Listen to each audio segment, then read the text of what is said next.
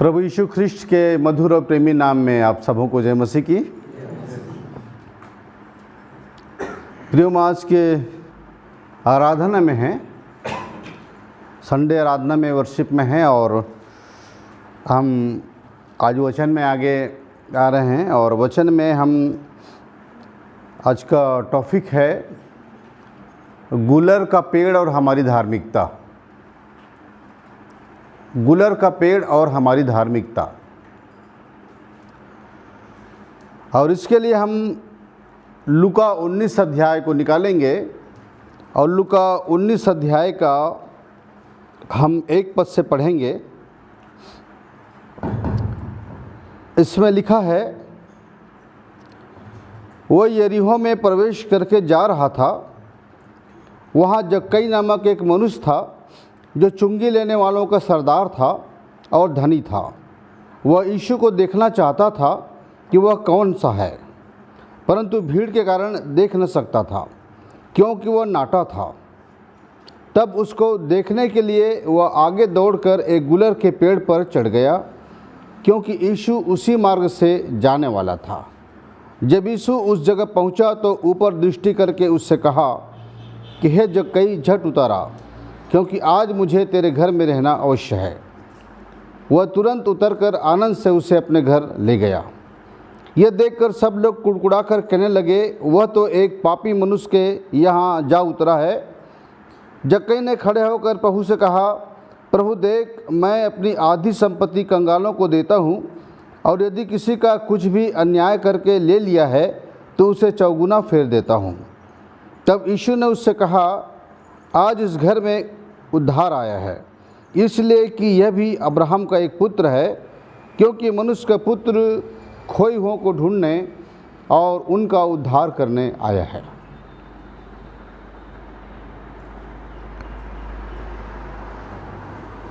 वह यरीहो में प्रवेश करने जा रहा था। कौन? दूसरा पद में लिखा है जक्कई। वहाँ जक्कई नामक एक मनुष्य था जो चुंगी लेने वालों का सरदार था और धनी था। यरीहो नगर कुछ अच्छा नगर नहीं था। यरीहो नगर में हम देखते हैं तो यरीहो नगर में जक्कई जैसा व्यक्ति है। यरीहो नगर, यरूशलेम से एक व्यक्ति जब यरीहो जा रहा था तो मार्ग में डाकू मिले, मतलब वहाँ डाकू भी हैं। वहाँ यरीहो को देखते हैं तो यरीहो बहुत भ्रष्ट नगर था, बहुत बुरा नगर था। पुराने समय के भी यरीहो को परमेश्वर ने पूरी तरह से नष्ट करवाया था, उजाड़ा था यहोशू के द्वारा। वहाँ राहाब वेश्या थी जो बचाई गई थी। वहाँ सब प्रकार के लोग हैं। सांसारिकता से भरी हुई नगर, पाप से भरी हुई नगर यरीहो। और यरीहो को एक बार परमेश्वर ने उजड़वा दिया था यहोशू के द्वारा, जो यहोशू की पुस्तक में लिखा है। यहोशू उसका 6 अध्याय का 26 पद में, यहोशू 6 का 26 पढ़ दो। फिर उसी समय हाँ, यहोशू ने इस्राएलियों के सम्मुख शपथ रखी और कहा, जो मनुष्य उठकर इस नगर यरीहो को फिर से बनाए, वह यहोवा की ओर से स्थापित हो। हाँ, जो मनुष्य उठकर इस यरीहो नगर को फिर से बनाए, वह मनुष्य श्रापित हो। मतलब यरीहो नगर उजाड़ दिया गया था यहोशू के द्वारा। परमेश्वर ने यहोशू को कहा था कि यरीहो को ले लो, मैं तुम्हारे हवाले कर देता हूँ। उजाड़ दिया गया था। अब कोई मनुष्य उठकर यदि यरीहो को फिर बनाता है तो क्या होता है? उसका क्या हो जाता है? वो श्रापित हो जाता है। वो श्रापित हो जाता है। पढ़ो आगे। और जब वह उसके फाटक लगवाएगा, हाँ, तब उसका छोटा पुत्र मर जाएगा। हाँ, जब उसको खड़ा करेगा तब उसका जेठा पुत्र मर जाएगा, और जब उसको फाटक लगाएगा तो उसका छोटा बेटा मर जाएगा। ये यहोशू ने उस नगर को श्राप दिया था, अर्थात यरीहो श्रापित नगर था। यरीहो श्रापित नगर था। अब देखिए, हम लोग भी जो इस संसार में रहते हैं, इस पृथ्वी में रहते हैं, तो ये पृथ्वी क्या है? उत्पत्ति 3:17 पढ़ दो। उत्पत्ति 3:17। और आदम से उसने कहा, हाँ। तूने जो अपनी पत्नी की बात सुनी और जिस वृक्ष के फल के विषय में मैंने तुझे आज्ञा दी थी कि तू उसे न खाना, उसको तूने खाया है, इसलिए भूमि तेरे कारण श्रापित है। तू उसके ऊपर जीवन भर दुख के साथ खाया करेगा। हाँ, और आदम से उसने कहा, किसने? परमेश्वर ने, यहोवा परमेश्वर ने कहा, तू जो अपनी पत्नी की बात सुनी और जिस वृक्ष के फल के विषय में मैंने तुझे आज्ञा दी थी कि तू उसे न खाना, उसको तूने खाया है, इसलिए भूमि तेरे कारण श्रापित है। तू उसकी उपज जीवन भर दुख के साथ खाया करेगा और वो तेरे लिए कांटे और उठकटारे उगाएगी और तू खेत की उपज खाएगा और अपने माथे की पसीने की रोटी खाया करेगा और अंत में मिट्टी में मिल जाएगा, क्योंकि तू उसी में से निकाला गया है। तू मिट्टी तो है और मिट्टी में फिर मिल जाएगा। ये श्राप परमेश्वर धरती को देते हैं, पृथ्वी को देते हैं, और साथ में श्राप आदम को भी आता है। तो श्रापित है पृथ्वी।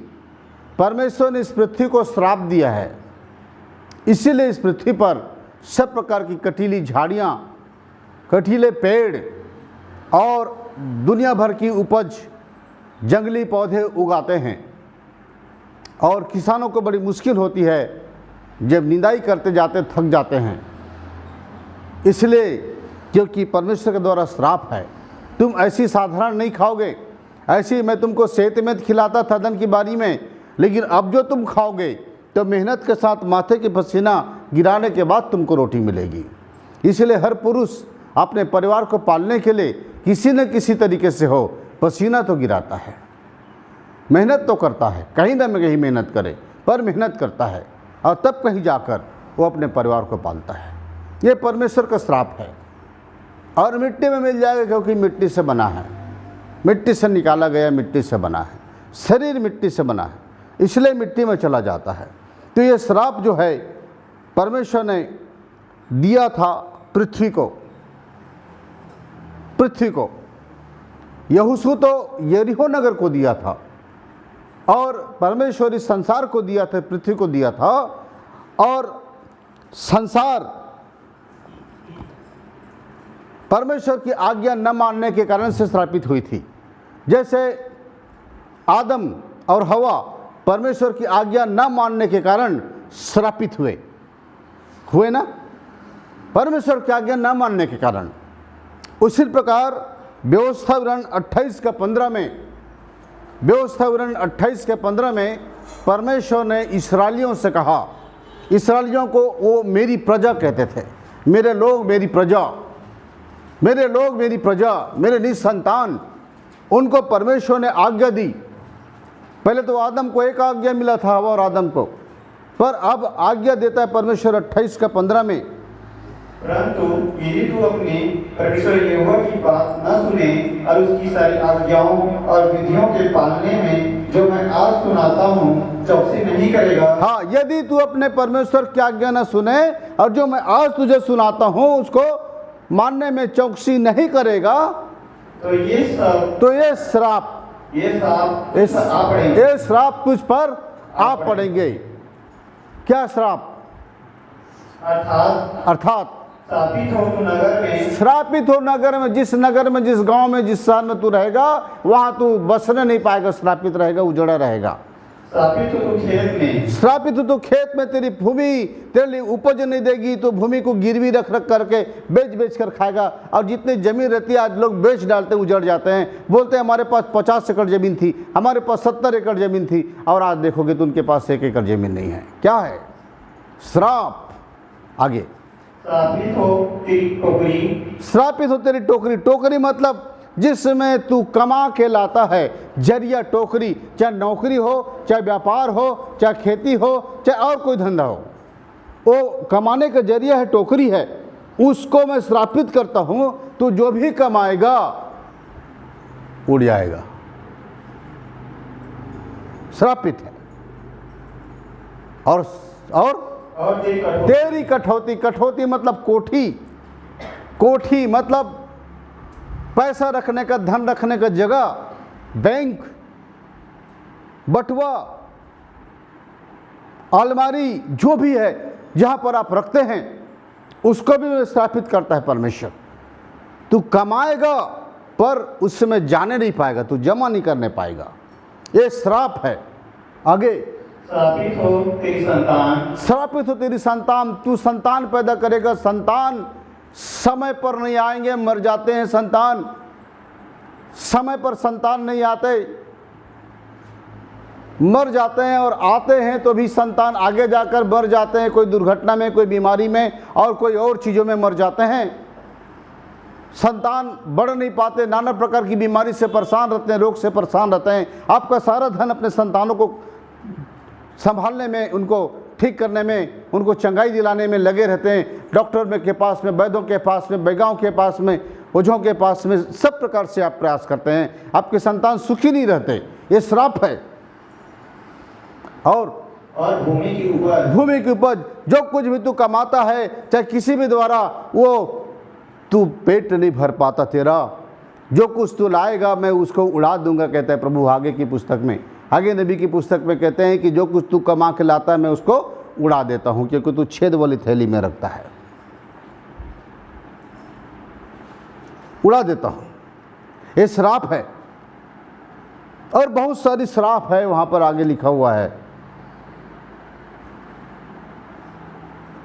13 ठो आशीष है तो 52 ठो श्राप है, 4 गुना। 13 आशीष और 52 श्राप। सोच सकते हैं आप, व्यवस्थान 28 अध्याय को आप पूरा पढ़ लीजिए, 13 आशीष पाएंगे और 52 ठो श्राप पाएंगे, 4 गुना श्राप। मनुष्य जब परमेश्वर की आज्ञा नहीं मानता तो श्राप आता है। और ये यरीहो नगर श्रापित नगर था, और इस श्रापित नगर में देखिए जो भी श्रापित जगह में गए हैं, चाहे वो कहना चाहिए वो डाकू जो है यरूशलेम से यरीहो सॉरी वो एक यात्री यरूशलेम से यरीहो जा रहा था, डाकू बीच में, डाकू लोग उसको घेर लेते हैं और उसको सब कुछ छीन लेते हैं, लहू लुहान करते मारते उसको, कोई सहायता नहीं करता, एक सामरी यात्री सहायता करता है। वैसे ही बेतलहम से जब नौमी अपने पति इल्काना के साथ में जब जाती है, अकाल में जब जाती है, वहाँ कमाने खाने बाहर जाती, जैसे आप लोगों में से बहुत से लोग जाते हैं बाहर कमाने खाने, हमारे छत्तीसगढ़ से बहुत से लोग जाते हैं, और बाहर जाती है अपने पति के साथ में। कहाँ जाती है? मोआब देश जाती है, और मोआब देश श्रापित था, है ना, 10 पीढ़ी तक न आने का श्राप था उसमें, नहम्याह की पुस्तक में 10 पीढ़ी तक, एक अध्याय में लिखा है 10 पीढ़ी तक उसको श्राप था, मोआब का कोई जन ना आने पाए, क्योंकि वो महापाप से जन्मे थे, मोआब जाति और अम्मोनी जाति। इसलिए जब उस नगर में बेतलहम को छोड़कर, बेतलहम का मतलब होता है रोटी का घर, रोटी के घर को छोड़कर श्रापित जगह में, श्रापित ज़मीन में जब वो लोग जाते हैं, तब उसका पति एल्काना मर जाता है और उसके 2 बेटे जवान होते हैं, तो वहीं की स्त्रियों से वो विवाह कर देती है अपने बेटों का, जबकि परमेश्वर ने कहा था कि अविश्वासियों के साथ आसमान जुए में न जुतो, उसके बाद भी वो ऐसा कर देती है, और परिणाम स्वरूप उसके दोनों बेटे भी मर जाते हैं। पर उसकी छोटी बहू रूत के कारण से वो जो है मोआब जाति का श्राप खत्म होता है। वैसे ही आप लोगों में से कोई किसी का जीवन जब प्रभु में आ जाता है, और तब प्रभु यीशु मसीह के पास आने के बाद, सच्चे दिल से उससे उद्धार पाने के बाद, पापों की क्षमा पाने के बाद, नया जन्म पाने के बाद, आपके जीवन से सारे श्राप खत्म होते हैं। वरना बहुत से लोग, अभी बहुत से लोग मसीह में हैं बताते हैं, फिर भी उनके जीवन श्रापित दशा में। तो क्यों है ऐसा? कारण क्या है कि सही दशा से उनके जीवन में काम नहीं किया गया, ठीक ढंग से नहीं किया गया उनके जीवन में काम, इसलिए वो श्रापित है। तो यरीहो नगर श्रापित है। तो ये जो जक्कई है वो लिखा है, वो यरीहो में प्रवेश करने जा रहा था, वहाँ जक्कई नामक एक मनुष्य था, जो चुंगी लेने वालों का सरदार था और धनी था। जक्कई था वहाँ पर। जक्कई के बारे में क्या लिखा है? वो चुंगी लेने वालों का सरदार था, मतलब वो इनकम टैक्स ऑफिसर था।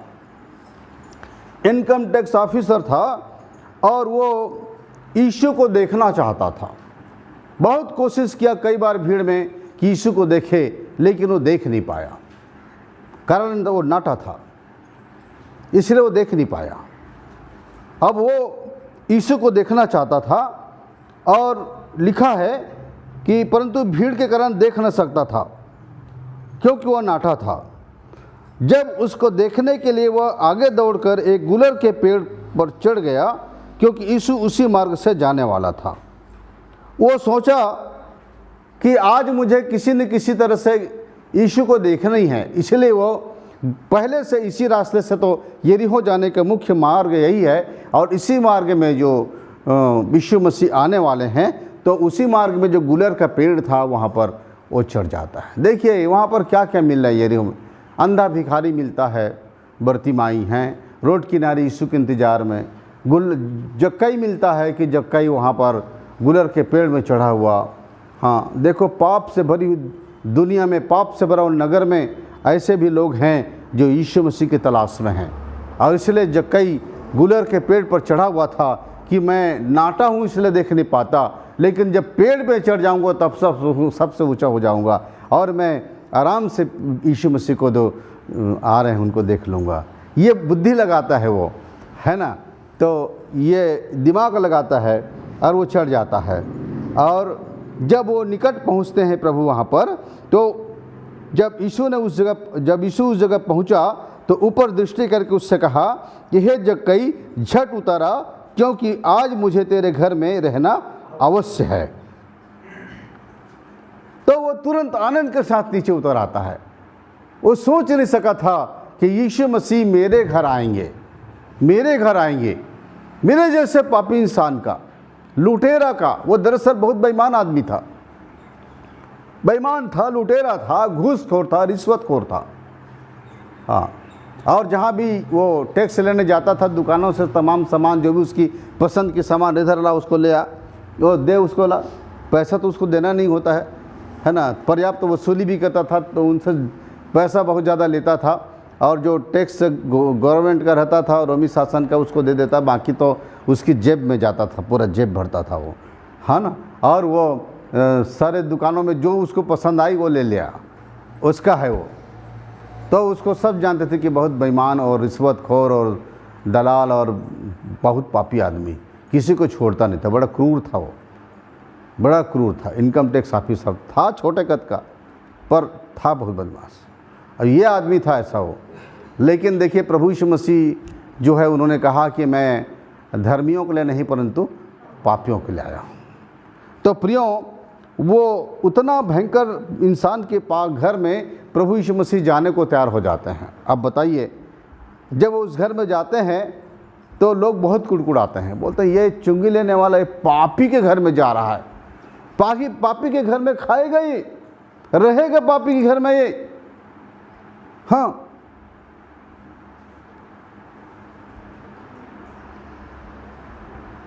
देखिए प्रियो, लोग कुड़कुड़ाते हैं अपने दृष्टि में, बहुत से लोगों को जो ज़्यादा बड़ा पापी ठहराते हैं, लेकिन परमेश्वर की दृष्टि में तो सब पापी हैं। कोई धर्मी नहीं है, एक भी धर्मी नहीं, रोमी 3:10 में बताता है, एक भी धर्मी नहीं। इसलिए प्रभु यीशु मसीह के लिए सभी लोग बराबर हैं, चाहे वो बड़ा पापी हो चाहे छोटा पापी हो। हम अपना पापों को छोटा पाप है करके ढांप लेते हैं और कहते हैं कि हम तो छोटे छोटे, धीरे धीरे छोटे छोटे पाप बढ़ करके बहुत बड़ा पहाड़ बन जाता है ना। उस पहाड़ में हम दब जाते हैं, तब शैतान का तब ठोकूं,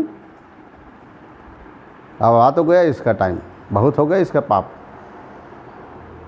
अब तो ये भी बड़ा पापी हो गया। और हम छोटे छोटे पाप करके सोचते हैं कि हम कोई कुछ नहीं है, बाकी बड़े बड़े पापियों को देखो। अरे छोटा पापी रहे बड़ा पापी रहे, परमेश्वर की दृष्टि में पापी है ना। रोमी 6:23 में लिखा है पाप की मजदूरी मृत्यु, तो मृत्यु है, मरना मतलब है वो जाएगा, पापी मरेगा, पापी की जगह वहाँ पर है, आग गंधक की झील में है। इसलिए यहाँ पर हम देखते हैं कि ये जक्कई यीशु मसीह तक आने के लिए जक्कई को बहुत रुकावटें थी, बहुत बाधाएं थी। तो मैं 5 प्रकार की बाधा जक्कई के विषय में आपको बताऊंगा कि 5 प्रकार की रुकावटें जक्कई के जीवन में थी। आपको भी मसीह यीशु तक आने के लिए आपको भी 5 रुकावटें आपके जीवन में आती हैं, 5 रुकावटें। और ये 5 रुकावटें मैं आपको बताऊंगा कि 5 रुकावटें कौन कौन सी है जो यीशु मसीह के पास आने में आपको ये रुकावटें आती हैं। 5 रुकावटें। उसमें से पहला रुकावट है संसार। जब आप प्रभु यीशु मसीह के पास आते हैं तो संसार पहले रुकावट डालती है। आपके जीवन में सांसारिकता है और सांसारिकता इतनी ज़्यादा होती है कि आप सांसारिकता को छोड़कर प्रभु यीशु मसीह को, संसार को छोड़कर प्रभु यीशु मसीह के पास आना स्वीकार नहीं कर पाते। बहुत कुछ सोचना पड़ जाता है आपको। आप सोचते हैं कि मैं संसार को कैसे छोड़ूंगा, संसार को मैं छोड़ता हूं तो संसार मुझे नहीं छोड़ती।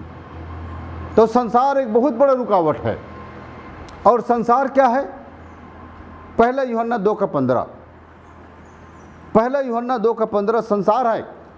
देख लीजिए, आप भी अपनी बाइबल में देख लीजिए, खोल लीजिए पहला यूहन्ना 2:15। तुम न तो संसार से और न संसार में की वस्तुओं से प्रेम रखो। न तुम संसार से और न संसार में की वस्तुओं से प्रेम रखो। संसार से भी प्रेम मत रखो और संसार की जो वस्तुएं हैं उनसे भी प्रेम मत रखो। क्यों?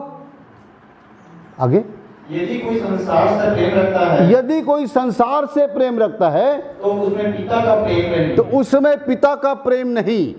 मतलब एक व्यक्ति 2 लोगों को प्रेम नहीं कर सकता, संसार से और पिता से। या तो आप पिता से प्रेम करोगे तो संसार से प्रेम नहीं करोगे, और अगर आप संसार से प्रेम करोगे तो पिता से प्रेम नहीं करोगे। एक व्यक्ति ये दोनों को नहीं कर सकता। फिर से उस पद को पढ़ दो। तुम न तो संसार से और न कि संसार में की वस्तुओं से प्रेम रखो। यदि कोई जो संसार से प्रेम रखता है तो उसमें पिता का प्रेम नहीं। संसार और संसार की वस्तुओं से प्रेम मत रखो।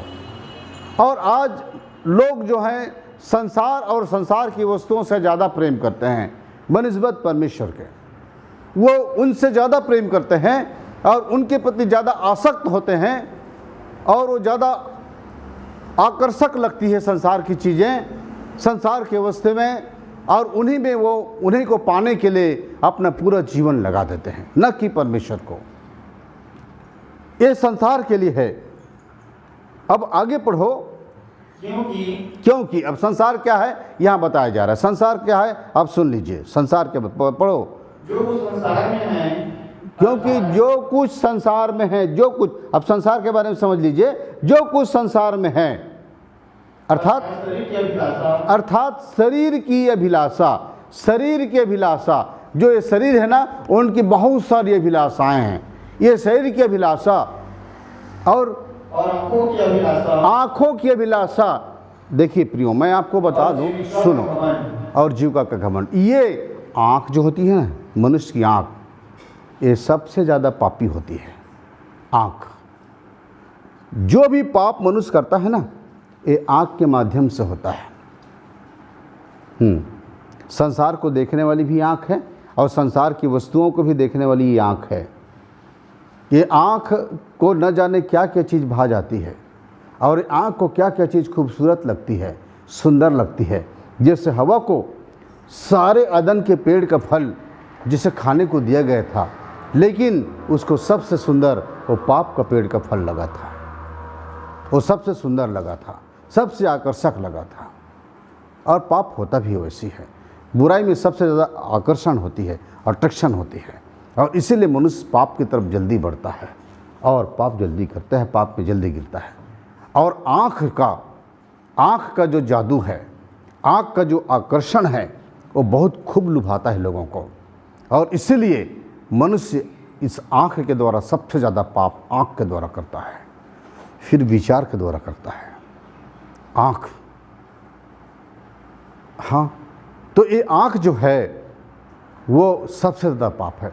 तो शरीर की अभिलाषा, शरीर में जितने प्रकार की अभिलाषाएं इच्छाएं होती हैं वो, और आँखों की अभिलाषा मतलब आँख में जितनी प्रकार की भूख होती है, लालसा होती है, वो दूसरा। और तीसरा जीविका का घमंड। जीविका मतलब आप पद को, पैसे को, पद को, नाम को, प्रशंसा को, शोहरत को, इसके पीछे दीवाने हो जाते हैं लोग, और इनके लिए क्या क्या नहीं करते। लोग तो सिंहासन को पाने के लिए अपने कई भाइयों की हत्या कर दी, पिता की हत्या कर दी, परिवार उजाड़ दी। इतिहास को आप पलट के देखिए, इतिहास बताते हैं राजा हेरोदेस भी कितने लोगों की हत्या करके उस गद्दी को पाया था। इसलिए तो डरा था जब राजाओं का राजा पैदा हो गया, जब सुना घबरा गए थे हेरोदेस, छोटे छोटे बच्चों को मरवा डाला था। प्रियो, सिंहासन छीन जाने का डर, पद छीन जाने का डर मनुष्य को बहुत ज़्यादा परेशान करता है। और आज लोगों के पास वही है, पद, पैसा, पावर। ये तीन चीज़ों के पीछे लोग दीवाने हो जाते हैं, और इनको पाने के लिए वो जीविका का घमंड मतलब स्टेटस का सवाल आ जाता है। वो कहते हैं कि मैं तो बड़ा पद का आदमी हूँ, मैं तो बड़ा अधिकारी हूँ, तो दूसरों को हीन नज़र से देखेगा वो, और दूसरों को, क्योंकि उसके पास पैसा है, धन है, पावर है, पहुँच है, इसलिए दूसरों के साथ वैसा प्रेम नहीं कर सकता और छोटे लोगों के साथ और संसार के और लोगों के साथ में, कि उसका नज़रिया बदल जाता है। पैसा आने के बाद पैसा का, धन का चश्मा लग जाता है और हमेशा पैसे से सब कुछ को नापता तोलता है। ये ऐसा हो जाता है उसके पास में। तो ये संसार बड़ा ख़तरनाक है। ये तीन चीज़ मिलकर बना है संसार, शरीर की अभिलाषा, आँखों की अभिलाषा और जीविका का घमंड। ये तीन चीज़ मिलकर संसार बना है। और यहाँ पर लिखा है कि तुम संसार और संसार की वस्तुओं से प्रेम मत करो। तो कैसे जियोगे, कैसे जियोगे? अब मैं आपको बताता हूँ कैसे जियोगे आप घुई कीड़ा देखे हो? घुई कीड़ा, हाँ, इतना सा रहता है वो, है ना, रातों को लाइट में भी आ जाता है वो। कीचड़ में रहता है। कहाँ रहता है?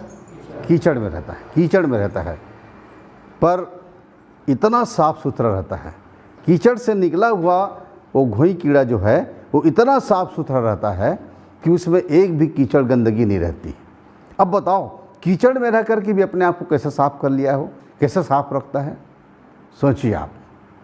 हाँ, ऐसा दिखता है जैसे अभी अभी ब्यूटी पार्लर से आया है, ऐसा दिखता है। हाँ, अब यहाँ तो आदमी रात दिन ब्यूटी पार्लर जा रहे हैं, ये जा रहे हैं कि नहीं सिस्टर लोग, माफ़ करना, है ना। हाँ, मतलब ब्यूटी पार्लर ज़रूरी है ना।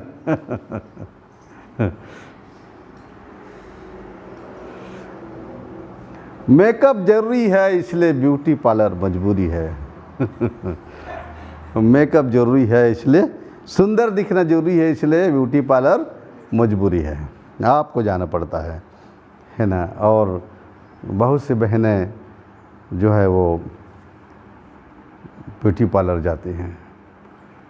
उस दिन मैं अपने बहन के यहाँ बैठा था, तो पामगढ़ में मेरी बहन है रहती हैं, तो वहाँ मैं बैठा था, तो एक लेडी आई, वो गर्भवती थी, और उनके बाल यहाँ तक पीछे, कमर से नीचे, काफ़ी नीचे तक लंबे बाल, बहुत खूबसूरत बाल उसके, है ना। वो आई वो, और आ करके अपना भाव वगैरह को क्या है उनको सब बनवाई। वो क्या बोलते हैं उसको, क्या बोलते हैं सरोज?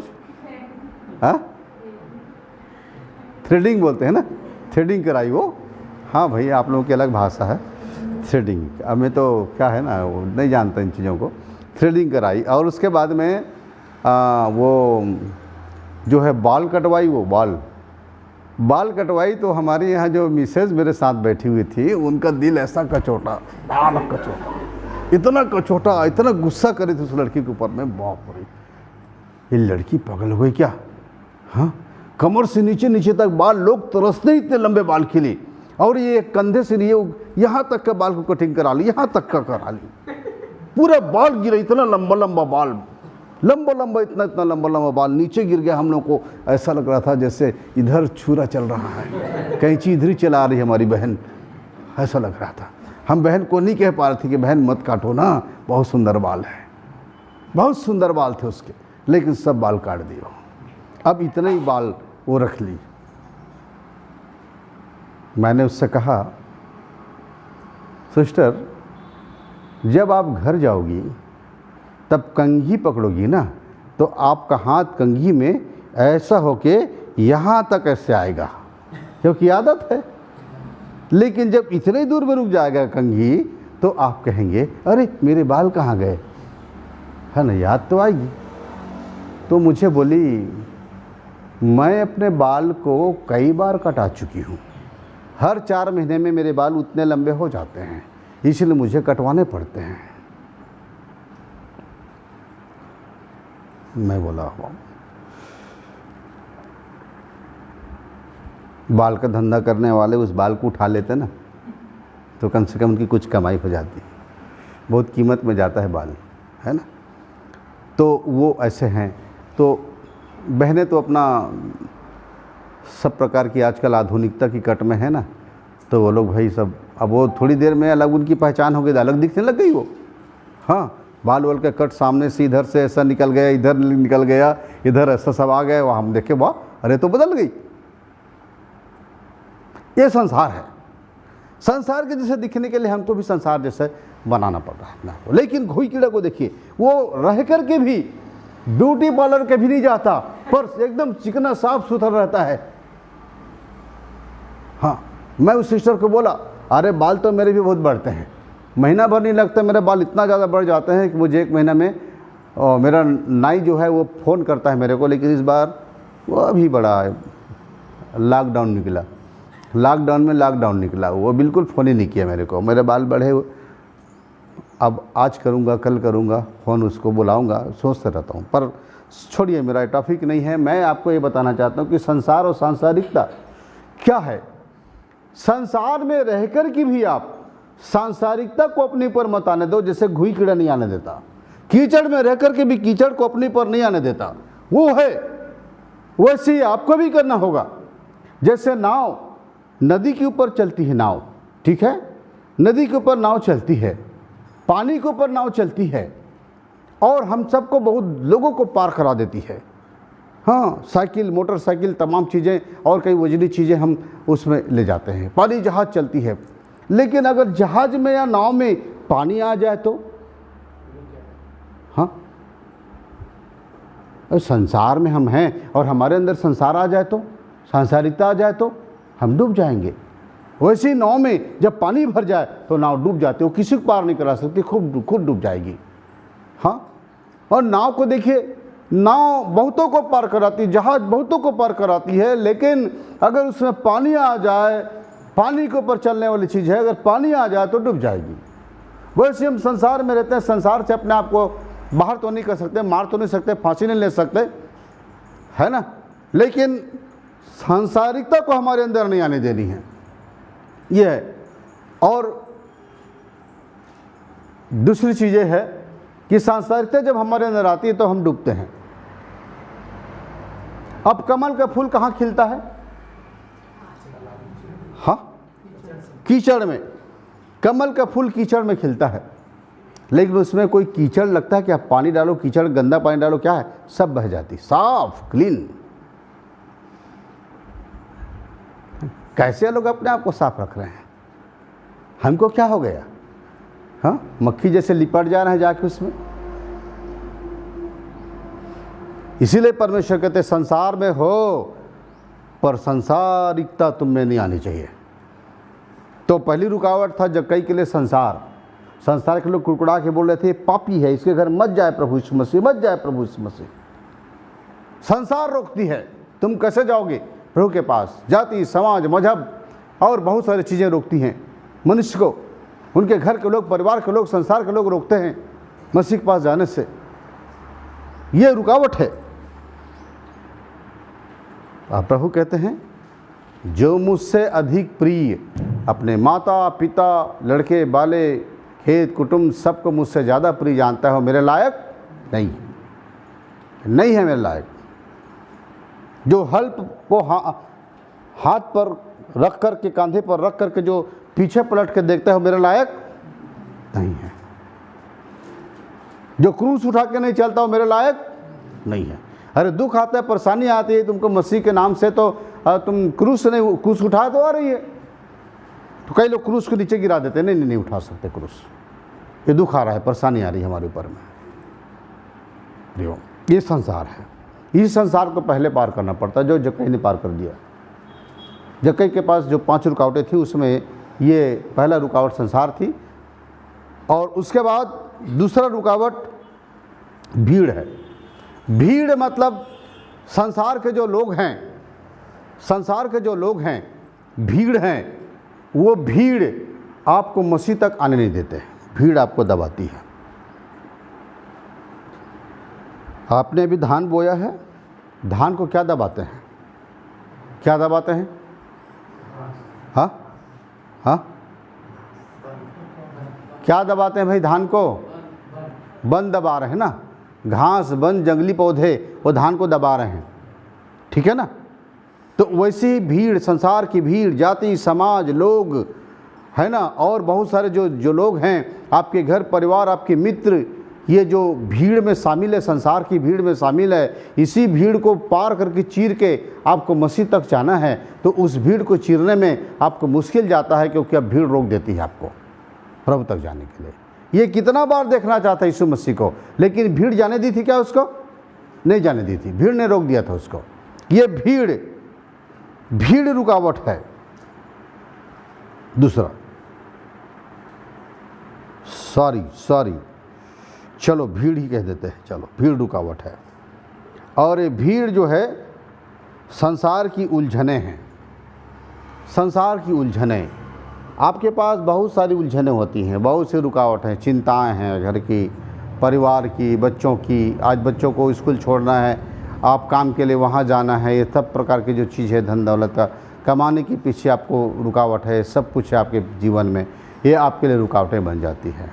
कोई कहते हैं भैया क्या करें, वो शिफ्ट लग रहा है, पादरी साहब पहला शिफ्ट है, दूसरा शिफ्ट है, तीसरा शिफ्ट है, ड्यूटी के मारे नहीं आ पाते, काम के मारे नहीं आ पाते, बच्चों का नहीं आ पाते, बच्चों को देखना पड़ता है, संभालना पड़ता है। हाँ, और बहुत सारे बातें हैं जो उनको, ये भीड़ है उनके जीवन में, और उन्होंने काफ़ी भीड़ जमा कर ली है, वो उनके कारण से प्रभु के पास नहीं आने पाते। और कहते हैं, हमारे कई लोग बोलते हैं हमारे पास समय नहीं, हमारे पास समय नहीं, हमारे पास समय नहीं। इसलिए परमेश्वर पिता अपने पुत्र तक लाने के लिए लोगों को बोलते हैं कि जब समय नहीं है तेरे पास में, तो इकट्ठा मैं तुमको समय दे देता हूँ। और जब वो ऐसी कोई बीमारी देते हैं उनको जिसमें लंबा कई साल के लिए लग जाता है, कई साल तक जब वो बिस्तर में पड़ा रहता है, तो अब वो उसके पास पूरा समय है, समय ही समय है। परमेश्वर बोलते ले अब तुझे मैं पूरा समय दे दिया, हाँ अब आ जा, अब आ जा, अब समय दे दिया तुझे, 2 साल का समय, 1 साल का समय दे दिया समय तुमको, आओ। ज़्यादा समय की बात बोलोगे ना तो परमेश्वर समय ऐसा लंबा समय दे देंगे कि उस समय में आप पड़े रहोगे और आपके पास ना वो कोई कुछ नहीं रहेगा। जो भीड़ है वो है ना, वो कहे चलो भीड़ को मैं हटा देता हूँ, चलो तुम आप, समय तुम्हारे पास नहीं है ना, तो तुम्हें समय देता हूँ तुमको। मत्ती 19 का 23-24 को आप पढ़ दो। मत्ती 19 का 23-24। तब यीशु ने अपने चेलों से कहा, मैं तुमसे सच कहता हूँ कि धनवान का स्वर्ग के राज्य में प्रवेश करना कठिन है। तुमसे भी कहता हूँ कि परमेश्वर के राज्य में धनवान के प्रवेश करने से ऊँट का सुई के नाके में से निकल जाना सहज है।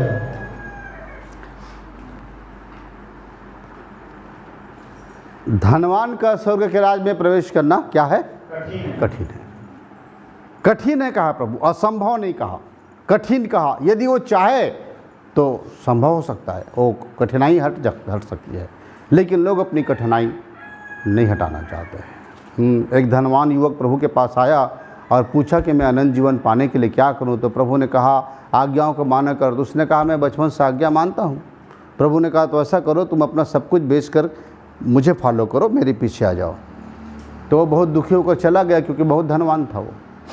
मतलब ये है कि लोग अपना धन को, अपने पद को, अपने ऐशो आराम की ज़िंदगी को छोड़ना नहीं चाहते, और वो यीशु को फॉलो नहीं करना चाहते। परमेश्वर की आज्ञाओं को मानने चाहते हैं, और आज्ञा तोड़ने के कारण जो है आप जो है वो कानून तोड़ेंगे, आप जो व्यवस्था तोड़ेंगे, है ना, तो आपके ऊपर में क्या लागू होता है? धाराएं लागू होती हैं, धाराएं लागू होती हैं। जैसे आप हत्या कोई करता है तो 302 लग जाता है और 307 लग जाता है और क्या क्या सब धारा लग जाती है उनमें, तो है ना, बलात्कार करता है तो 376 लग जाता है। वैसे जो जो पाप है सबका धारा है ना, गुनाह का धारा है, क्राइम का धारा है।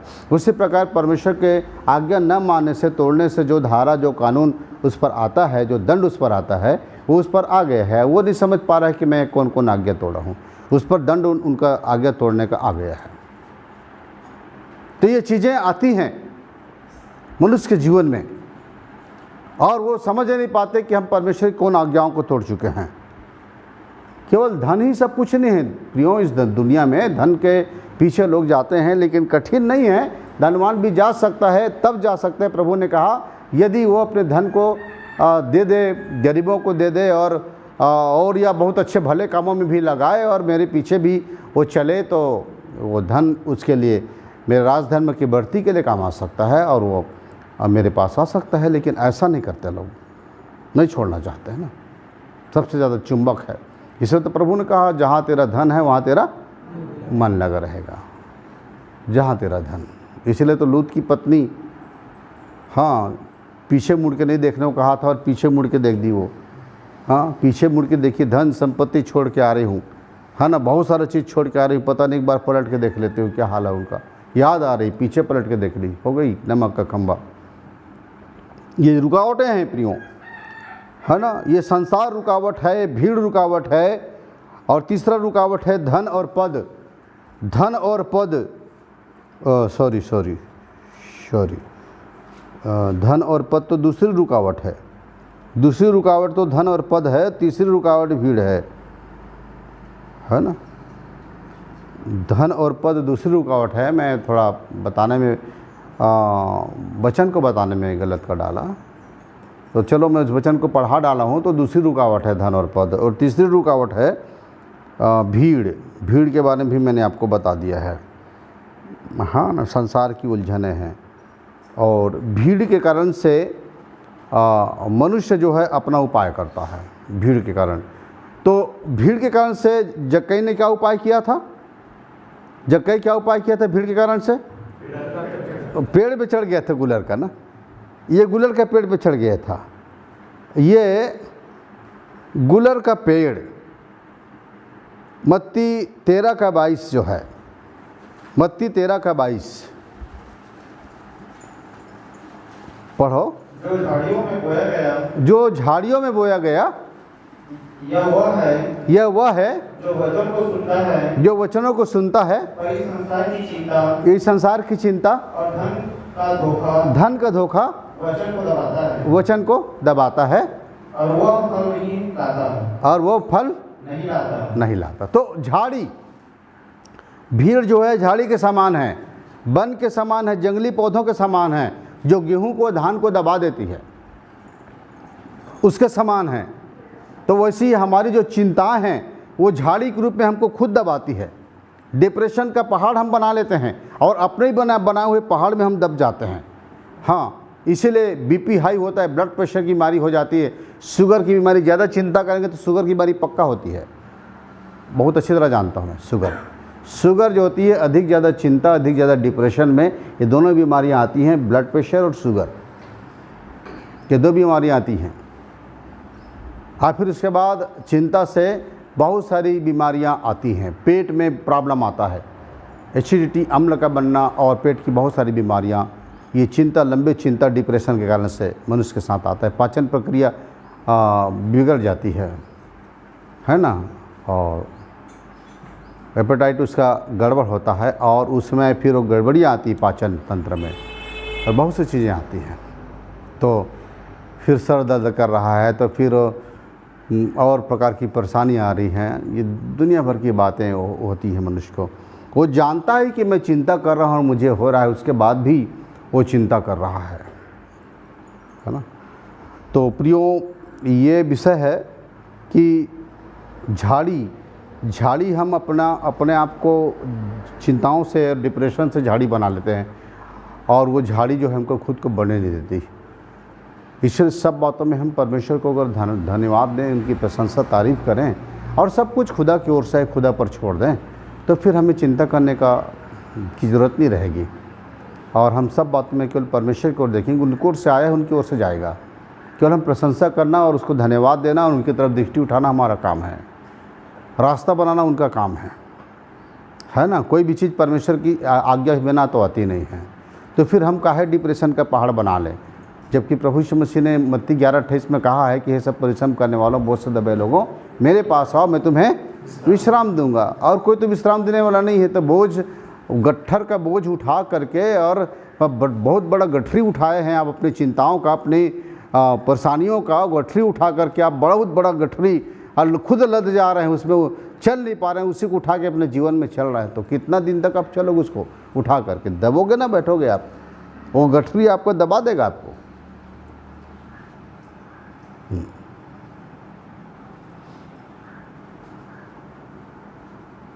एक बार एक आदमी जो है वो ट्रैक्टर में जा रहा था कहीं पर। गांव में लोग ट्रैक्टर रखते हैं और ट्रैक्टर से खेती का काम और बहुत सारा काम होता है। तो वो ट्रैक्टर से जा रहा था और उसके बाद एक गांव, दो गांव, कई गांव पार करने के बाद वो कहीं जा रहा था कुछ सामान लाने के लिए। तो आगे क्या देखता है कि एक महिला है, बूढ़ी स्त्री है, बहुत बूढ़ी है, वो बहुत बड़ा गट्ठर को उठा करके अपने सिर में जा रही थी। बहुत बड़ा बोझ था उसका। वो बिल्कुल सयानी थी, बिल्कुल बुजुर्ग थी, काफ़ी बूढ़ी हो चुकी थी और बहुत मुश्किल से धीरे धीरे करके वो गट्ठर को लेकर के जा रही थी। वो गट्ठर का वजन देख करके लग रहा था कि ये तो बेचारी कभी भी गिर जाएगी और उसमें दब जाएगी।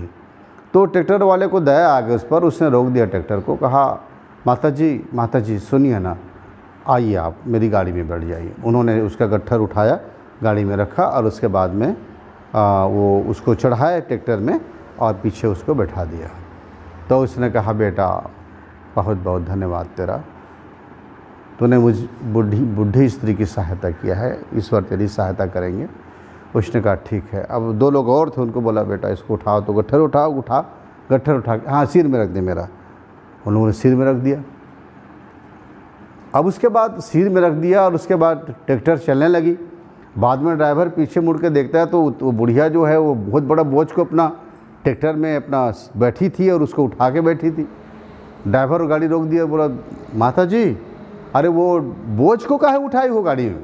ये ट्रैक्टर खाली है ना, उसमें बोझ को रख दो ना, इसको उठाने की क्या ज़रूरत है यहाँ? तो बोली बेटा मुझको बिठा लिए इतना ही बहुत है, मेरा इतना बड़ा बोझ को मैं आपको क्यों दूं?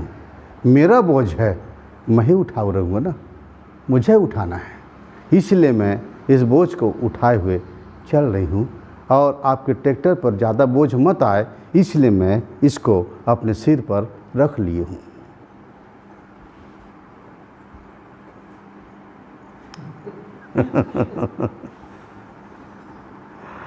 ट्रैक्टर पर बोझ ना आए इसलिए वो क्या किया, गठरी को अपने ऊपर उठाए।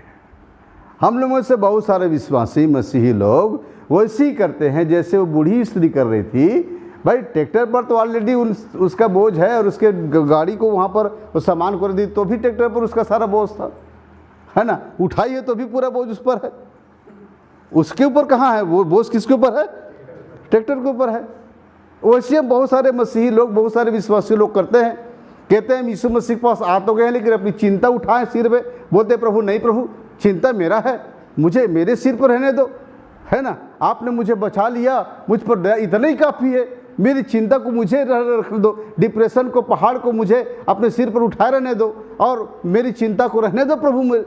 इसीलिए प्रभु कहते हैं सब परिश्रम करने वालों, बोझ से दबे हो लोगों मेरे पास आओ, मैं तुम्हें विश्राम दूंगा। अपना बोझ मुझको दो, मेरा जुआ उठाओ, अपना जुआ मुझको दो, अपना बोझ मुझको दो, तुम कभी नहीं उठा सकोगे। काहे उठाए हुए हो? हाँ क्यों उठाए हुए हो? देते क्यों नहीं?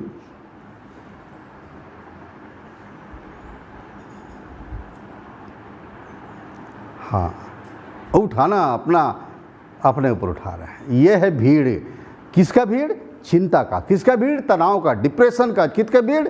बच्चों की धन संपत्ति इकट्ठा करने के लिए, आगे बच्चों के लिए चिंता, आगे उनके लिए कहाँ मकान बनाएं, उनके लिए कैसे शादी करें, उनके लिए क्या करें, ये तमाम प्रकार की चिंताएं अरे खुद अपने समय पर पूरी हो जाएंगी। जिस प्रभु ने पैदा किया, जिस मालिक ने पैदा किया, बनाया, उसको खुद उसकी चिंता है। आप क्यों इतनी ज़्यादा चिंता में मरे जा रहे हो, भूले जा रहे हो? मांगो ना प्रभु की ओर, देखो कि आपकी चिंताओं को उनको दे दो।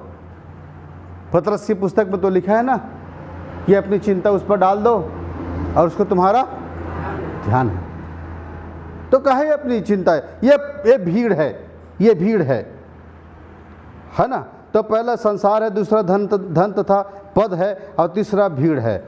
ठीक है। और चौथा है नाटापन, नाटाकद। वो क्या था? नाटा था, नाटा था, छोटा साइज का था, इसलिए वो वहाँ पर प्रभु यीशु मसीह के पास नहीं जा सक रहा था और ये सोच रहा था कि मेरा नाटापन होने के कारण से प्रभु शायद मुझको नहीं देखते या प्रभु का ध्यान मेरे ऊपर नहीं है।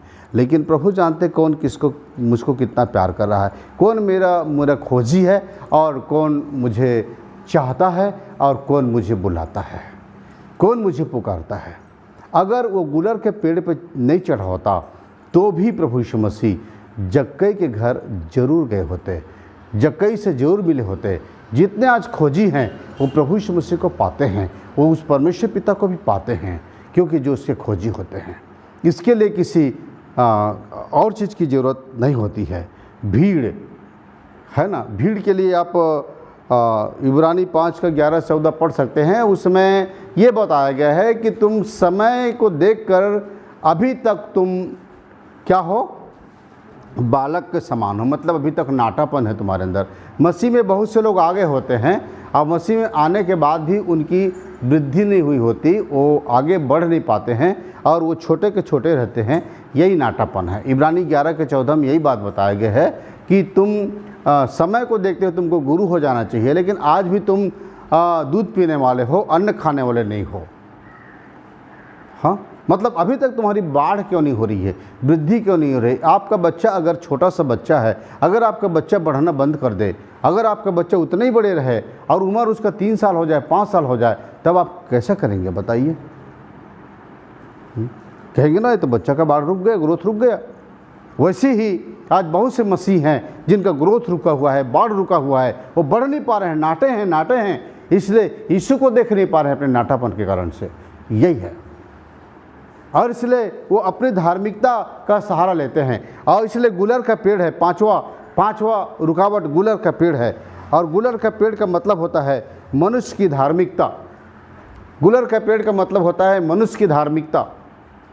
मनुष्य की धार्मिकता मतलब पूजा पाठ, धर्म कर्म, रीति रिवाज और बहुत सारे कर्मकांड, ये मनुष्य की धार्मिकता है। इसी धार्मिकता के द्वारा वो खुदा तक पहुंचना चाहते हैं, उस परम पवित्र परमेश्वर तक, उस ऑलमाइटी गॉड तक, सर्वशक्तिमान परमेश्वर तक पहुंचना चाहते हैं। जबकि परमेश्वर सब मार्ग बना, हाँ, यीशु मसीह के रूप में सब मार्ग बना। और यूहन्ना 14:6 में कहा सत्य मार्ग और जीवन मैं हूँ, अब बिना मेरे कोई पिता के पास नहीं जा सकता। तो वो खुद मार्ग बन के आया। जब कोई उसके पास नहीं जा सक रहा था, जितने भी लोग जो थे नीचे पैराडाइज में जा रहे थे, अधोलोक के पैराडाइज 2 भाग है। अधोलोक जो है एक तरफ हेड्स कहते हैं, दूसरी तरफ को सियोल बोलते हैं। बीच में एक गहरा कुंड है, बोतल नुमा, वो आग का कुंड है और उसमें गिरे हुए स्वर्गदूत हैं जो पाप किए थे, परमेश्वर की आज्ञा नहीं माने थे और भेजे थे और उन्होंने आकर के यहाँ पर सुंदर सुंदर लड़कियों से विवाह कर लिया था। वो टाटारस में है, उसी कुंड में डाल दिए गए हैं। और इस तरफ अधोलोक है, उसको कहा जाता है हेड्स कहा जाता है, पीड़ा की जगह। जब धनवान और लाजर मरे तो धनवान उसी जगह में गया। और दूसरा तरफ सियोल है, जिसको पहला स्वर्गलोक कहा जाता है। जब प्रभु यीशु मसीह क्रूस पर 7 वाणी बोल रहे थे, उससे पहले उसने वो क्या बोलते हैं डाकू ने कहा, दूसरे डाकू ने कहा, पहले डाकू दोष लगाए प्रभु पर, लेकिन दूसरा डाकू बोलता है कि हे प्रभु, जब तू अपने राज्य में आए तो मेरी सुधि लेना। और पहले डाकू डांटता है, हम भी तो ऐसे डाकू हैं, हम तो हत्यारे हैं, हम तो खूनी हैं, हम तो सब प्रकार के कर्म किए हैं, हमको उचित सजा मिल रही है, लेकिन ये तो निष्पाप है, निष्कलंक है, इसने कोई पाप नहीं किया जिसको इतनी बड़ी सजा मिल रही है। हे प्रभु, जब तू अपने राज्य में आए तो मेरी सुधि लेना। उसने सच्चा पश्चाताप क्रूस पे किया और वहाँ पर प्रभु ने कहा, तू आज ही मेरे साथ स्वर्गलोक में होगा। तो कौन सा स्वर्गलोक में था? प्रभु यीशु मसीह प्राण छोड़ने के बाद कौन से स्वर्ग में गए थे? पहला स्वर्गलोक, पैराडाइज में, पहले स्वर्गलोक सियोल में, उसमें वो गए थे पहले। और जितने भी आत्मा अब्राहम से लेकर उस आदम से लेकर अब्राहम और नूह और जितने भी उस समय के जो लोग थे वो सब उसी सियोल में थे। एलिसा और तमाम एलिया टूट गया था, एलिसा वगैरह और तमाम जितने भी लोग थे उस समय के जो परमेश्वर की आज्ञा मानते थे, उन लोग सब उसी में थे। उनको छुड़ाने के लिए वो नीचे सियोल तक गए। पहला स्वर्गलोक कहलाता है वो। हाँ, 3 स्वर्ग हैं, फर्स्ट, सेकंड, थर्ड,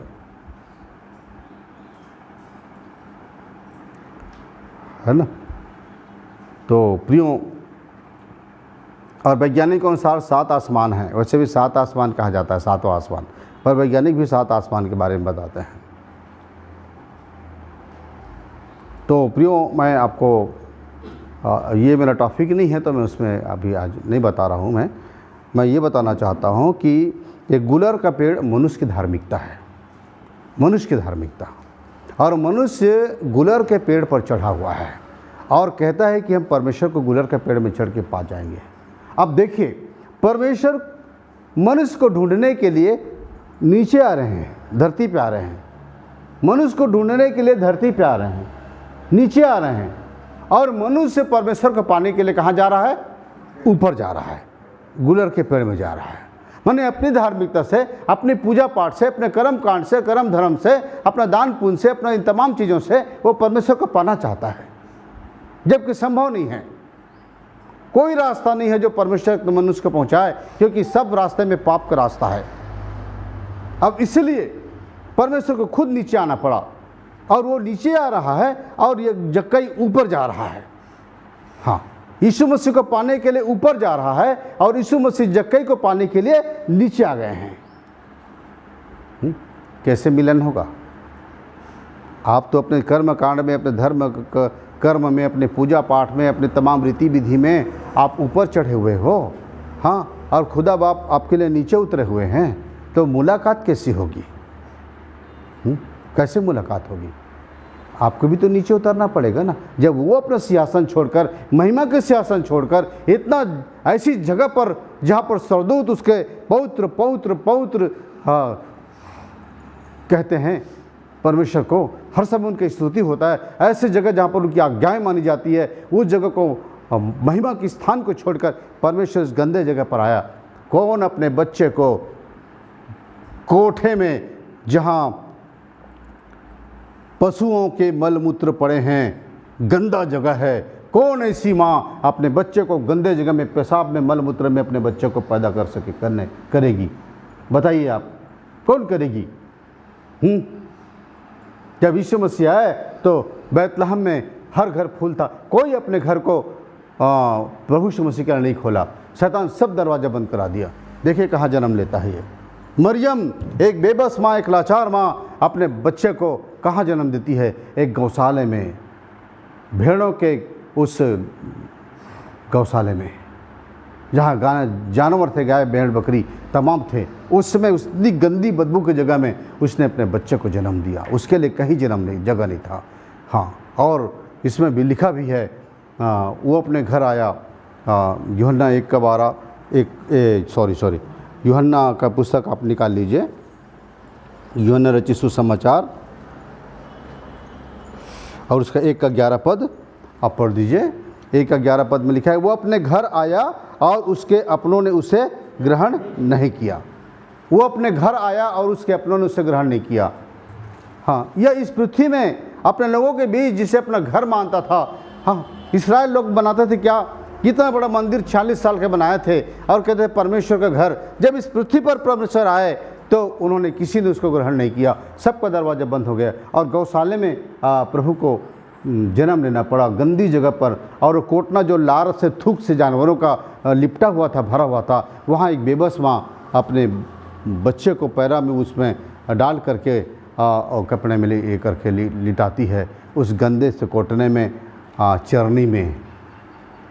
बताइए, वो चाहते थे भव्य अस्पताल में जन्म ले सकते थे, किसी राजा हेरोदेस के घर जन्म ले सकते थे, पिलातुस के घर जन्म ले सकते थे, और वहाँ का और जो रोमी शासक थे उनके घर जन्म ले सकते थे। पर वो जन्म कहाँ लिए? एक ऐसे गरीब के घर, ताकि गरीब को जाने, भूख को जाने, हमारे दुख और दर्द को जाने, इसलिए मनुष्य बने। लोग कहते हैं परमेश्वर क्या जाने मनुष्य के दुख को। अरे परमेश्वर ही सबसे ज़्यादा जानते हैं मनुष्य के दुख को, क्योंकि मनुष्य बने हैं वो। भूख क्या है, गरीबी क्या है, दुख क्या है, यातना क्या है, लांछन क्या है, थूका जाना, मारा जाना, घसीटा जाना क्या होता है, सारी चीज़ों को, हर बात को जो मनुष्य के अंदर जीवन में आता है, सब कुछ प्रभु यीशु मसीह अपने ऊपर ले चुके हैं। प्रियो, ये हम अपनी धार्मिकता में पड़े हुए परमेश्वर की खोज कर रहे हैं और गुलर के पेड़ में चढ़े हुए परमेश्वर खोजना चाहते हैं। ये जक्कई भी ऐसी किया था, गुलर के पेड़ में चढ़कर प्रभु यीशु मसीह से मिलना चाहा था, लेकिन प्रभु यीशु मसीह ने कहा, हे जक्कई, झट नीचे उतारा, मुझसे मिलना है तो नीचे आ। किससे नीचे? अपने अभिमान से, अपने पद से, अपने पैसे से, अपने अहंकार से, अपने सांसारिकता के जीवन से, नफरत और घृणा से, इन सब से नीचे आ, कम डाउन। जक्कई कम डाउन, नीचे आ। बिना नीचे आए तो मुझसे मिल नहीं सकेगा। हर एक मनुष्य को खोजा, रथ पे जा रहा था, रथ पे जा रहा था। यशायाह की पुस्तक पढ़ते हुए, हाँ,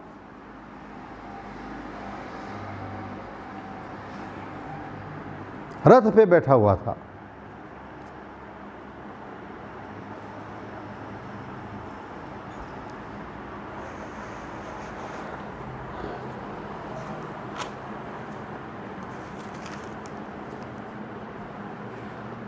ये प्रेतों के काम 8 अध्याय और उसका 26 पद में लिखा है, फिर प्रभु के एक स्वर्गदूत ने फिलिप्पुस से कहा, उठ और दक्षिण की ओर उस मार्ग पर जा जो यरूशलेम से गाजा को जाता है, वह रेगिस्तानी मार्ग है।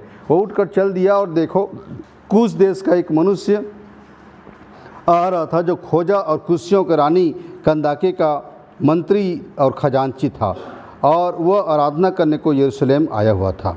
वह अपने रथ पर बैठा हुआ था और यशायाह भविष्यवक्ता की पुस्तक पढ़ता हुआ लौटा जा रहा था। देखिए प्रियो, फिलिप्पुस को एक बड़ी भीड़ को छोड़ने को कहा प्रभु ने। एक बड़ी भीड़ को प्रचार कर रहा था पौलुस, फिलिप्पुस। तो परमेश्वर ने कहा, इस भीड़ को छोड़ और उस एक मनुष्य की तरफ जा जो रथ पे बैठा हुआ जा रहा है, जो कूश देश का वित्त मंत्री है, खजांची वित्त मंत्री है रानी कंदाके का, उसके पास जा। वो यशायाह की पुस्तक पढ़ रहा था लेकिन समझता नहीं था। दौड़ते दौड़ते उसी रथ के रफ्तार से फिलिप्पुस दौड़ने लगा और बताने लगा, तू जो पढ़ रहा है उसको समझता है? उसने कहा, कोई समझाए नहीं तो कैसे समझूंगा, भविष्यवक्ता किसके विषय बोल रहा है? तो उसने बताना शुरू किया। तो मंत्री अपना रथ रुकवाया और रथ रुकवा के कहा, अब ऊपर आ जा। हाँ, तो वो उसके साथ रथ में बैठ गया।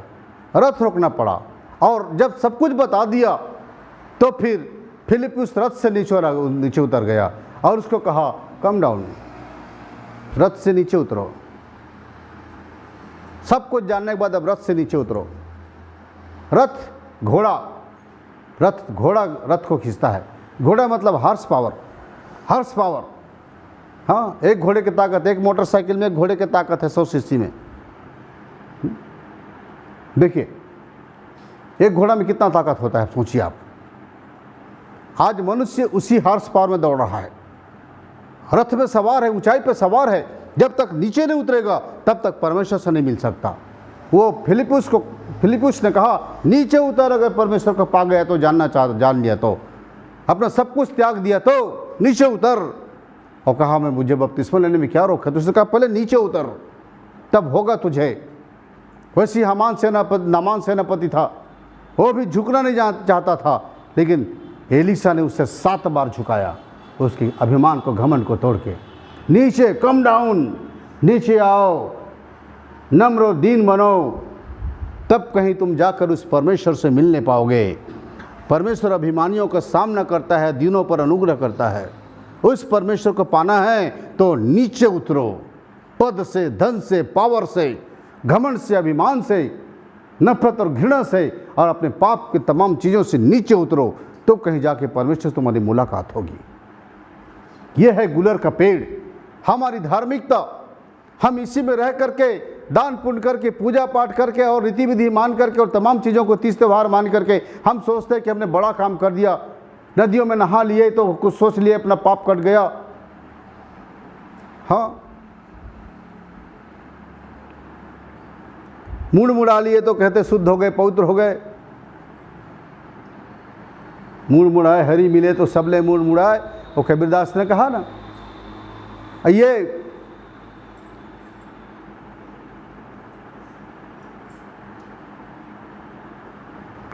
बातें हैं प्रियो, बहुत सारी बातें हैं। पाथर पूजे हरी मिले तो मैं पूजू पहाड़, ताते तो चाकी भली जो पीस खाए संसार। अगर लोग पत्थर के पूजने से परमेश्वर को पा जाते हैं तो मैं पहाड़ को पूजूंगा, कबीरदास बोलते हैं ना। और अगर उससे तो उस पत्थर से जिसको ये पूजा करते हैं उससे तो चक्की अच्छी है जिसको पीसने से मनुष्य को रोटी मिलती है। उसने कहा अरे जो चीज़ बेकार है उसको क्या ही करते हो तुम, उस चीज़ को पाने के प्रयास करो और उसके लिए तुम्हारी आत्मिक आंखें नहीं खुलेंगी तो तुम खुदा को कभी नहीं देख सकते। तुम्हारी आत्मिक आंखें बंद है, पाप की आंखें खुली हुई हैं, और इन आंखों से तुम देखना चाहते हो, वो कभी नहीं दिखाई देंगे तुम्हें जब तक ये रूहानी आंखें ना खुले, रूह की आंखें ना खुले। सबके पास आंखें हैं। मेरा सबसे पहला वीडियो देह प्राण आत्मा में 4 भाग में है ना, उसमें मैंने सारी बातें बताई हैं। शरीर, प्राण, आत्मा, 3 भाग में मनुष्य बना है। तीनों के पास आंखें हैं।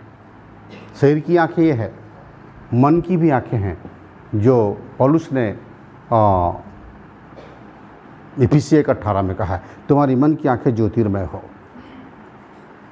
मन की आंखें हैं और आत्मा की आंखें हैं।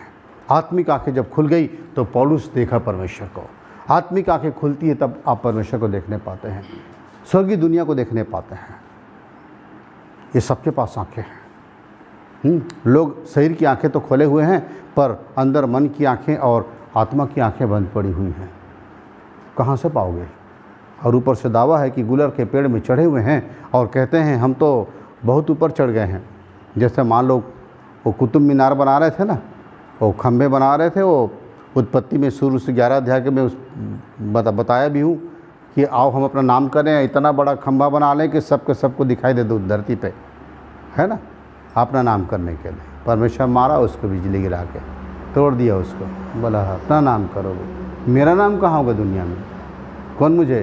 तुम मेरी महिमा को, मेरे राज को फैलाओ, सारी चीज़ें मैं तुमको दे दूंगा, हर कुछ तुमको दे दूंगा। मुझे देखो, मुझे प्यार करो, मुझे पहचानो, अपने बनाने वाले सृष्टिकर्ता को पहचानो। इसलिए आज मनुष्य अपने बनाने वाले को नहीं पहचानता। क्यों? ये रुकावटें हैं, ये बाधाएं हैं। जब परमेश्वर ने मनुष्य को बनाया, आदम को बनाया, और आदम के शरीर को भूमि की मिट्टी से रचा और उसके प्राण और आत्मा को स्वर्ग से बना करके उन दोनों को सांस फूंकने के द्वारा प्राण और आत्मा को डाल दिया। और आदम जब जीवता प्राणी बन गया, जब जीवित हो गया और उठ के बैठता है तो सामने किसको देखता है? परमेश्वर को देखता है। किसको देखता है? अपने सृष्टिकर्ता, अपने रचने वाले परमेश्वर को देखता है। और उसको देखता है सामने, क्योंकि परमेश्वर उसके सामने इसलिए खड़े हैं क्योंकि बिल्कुल आत्मिक रूप में परमेश्वर के समानता में, परमेश्वर के स्वरूप में था आदम, इसलिए अपने सामने स्वयं परमेश्वर को देखा करते थे। वो आदम देखा करते थे, हवा देखती थी, उनसे आमने सामने बात करती थी। देखिए, सबसे पहले उसने परमेश्वर को देखा। परमेश्वर क्यों अपने आप को उसके सामने प्रकट किया? इसलिए प्रकट किया कि तुम देखो कि सबसे पहले मैं तुमको क्यों दिखाई देता हूँ, क्योंकि तुम हो और मैं हूँ, मैं हूँ और तुम हो, मैं हूँ इसलिए तुम हो, मैं नहीं तो तुम नहीं। मैं सृष्टि करता हूँ तुम्हारा रचनाकार हूँ, तुम्हारा क्रिएटर हूँ, तुम्हारा बनाने वाला हूँ, तुम्हारा रचयिता हूँ। मुझे छोड़ और किसी को मुझसे जैसा प्यार मत करना, मुझे छोड़ और किसी को अपना परमेश्वर करके ना मानना। ये पहली आज्ञा परमेश्वर ने आदम को दिया था, मुझे छोड़ दूसरों को कभी स्वीकार मत करना। कोई ईश्वर नहीं है, मैं ही तेरा सृजनहार हूँ। सबसे पहले मैं तेरे सामने खड़ा तुझे बना के तेरे सामने हूँ।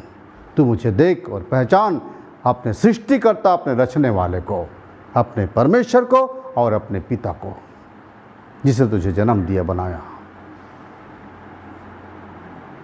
समझ रहे हैं ना? और यही आज्ञा जब 10 आज्ञा में दिया ना परमेश्वर ने, ये 10 आज्ञा टंगी हुई यहाँ पर। इसमें से पहली आज्ञा तुम मुझे छोड़ दूसरों को ईश्वर करके ना मानना, ये सबसे पहली आज्ञा परमेश्वर ने आदम को, उसने उस आज्ञा को दिया। उस आदम को उस आज्ञा को समझाया कि मैं ही तेरा परमेश्वर हूँ और सबसे पहला प्यार मुझे देना, मुझे करना पहला प्यार, और मुझे छोड़ किसी को भी जगह मत देना। कोई दूसरे मेरे नंबर पर, फर्स्ट नंबर पर कोई न रहे, फर्स्ट नंबर पर केवल मैं रहूँ, पहला। उसके बाद जब उसे बेहोश करके उसकी पसली की हड्डी से भारी नींद में डालकर पसली की हड्डी निकालकर दूर ले जाते हैं परमेश्वर, और वहाँ पर वो हवा को बनाते हैं, स्त्री को बनाते हैं, और स्त्री को बनाकर उसमें भी आत्मा और प्राण को श्वास के द्वारा फूंक देते हैं। और स्त्री जब उठ करके बैठ जाती है तो उसके सामने कौन खड़ा रहता है? कौन खड़ा रहता है? परमेश्वर। आदम तो उधर बेहोश पड़ा है ना, गहरी नींद में, परमेश्वर खड़ा रहता है। और वही बातें वो स्त्री से, हवा से भी कहते हैं, देख हवा, मैं तेरा पिता हूँ, तेरा रचयिता, तेरा स्वामी, तेरा बनाने वाला, तेरा सृजनहार, तेरा प्रभु मैं हूँ।